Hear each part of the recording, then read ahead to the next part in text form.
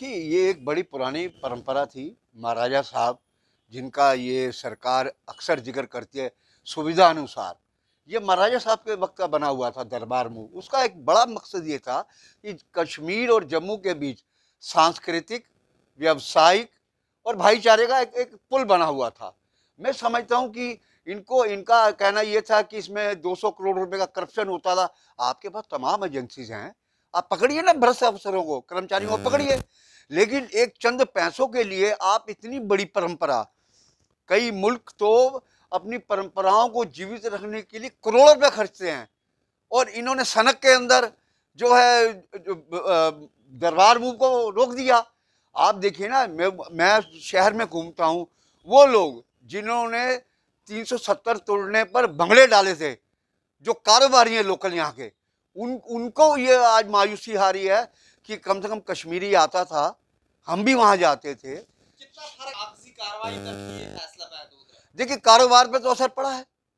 भले इन्होंने कागजी कार्रवाई की, मुलाजमों का क्वार्टर खाली कर दीजिए, लेकिन असली मार मैं जो समझता हूँ कि असली मार यहाँ का जो लोकल कारोबारी था, छोटा कारोबारी, बड़ा नहीं, छोटा कारोबारी।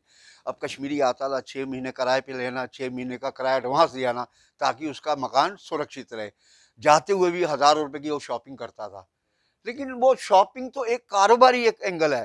सबसे बड़ी बात थी, जैसे यूपी में कहते हैं ना, गंगा जमनी तहजीब, ये कश्मीर और जम्मू एक गंगा जमनी तहजीब की तरह जुड़े हुए थे। महाराजा हरि सिंह के ज़माने से ये परंपरा चल रही थी। तो मैं समझता हूँ सरकार को इस पे पुनर्विचार करना चाहिए, इस परंपरा को फिर शुरू किया जाना चाहिए। हमारा तो फोर फादर के टाइम से ये हमारा बिजनेस चल रहा है। जी जी देखो, ये तो कंफ्यूजन ही है, लेकिन जो प्रैक्टिकली बात है, जो ग्राउंड पे है, वहाँ तो दरबार मूव नाम की कोई चीज़ नहीं है। हमारा जो बिजनेस चलता था, जो हम पूरे 6 महीने की तैयारी करते थे दरबार मूव के आने पे, वो सारा चौपड़ हो चुका है। और जम्मू में बहुत ही बिजनेस की बहुत बुरी हालत है।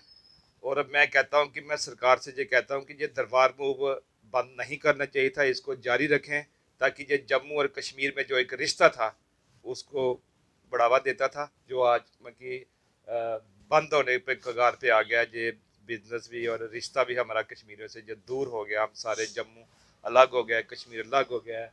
जम्मू में तो आप देखिए कि इस टाइम इतना भीड़ होती थी कश्मीरी की, लेकिन आज की डेट में खाली पड़ा है। ये सारे होटल्स, ये सारी टैक्सी, ऑटो, दुकानदार सब में की बहुत ही मुसीबत में है इस वक्त।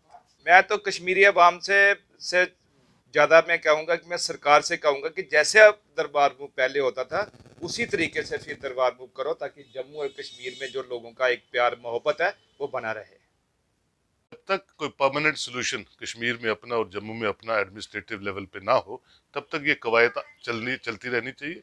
और वैसे भी अब जो नेशनल हाईवेज अथॉरिटीज़ है और आपकी जो ट्रेन का नेटवर्क है, ये दिन ब दिन बढ़ रहा है, तो इतना डिस्टेंस नहीं रहेगा जम्मू और कश्मीर में एडमिनिस्ट्रेटिव वर्क्स को चलाने के लिए।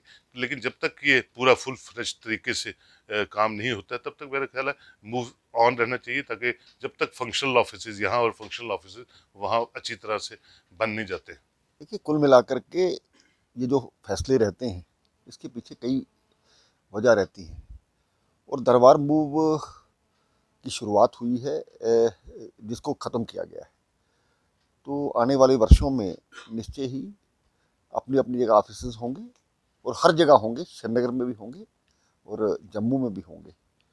ये उम्मीद करनी चाहिए कि जहाँ तक दुकानदारों की आपने बात की है, जम्मू में अभी ये बालाजी का मंदिर बन रहा है, 1 लाख की संख्या में लोग यहाँ रोजाना आया करेंगे, देश भर से आया करेंगे।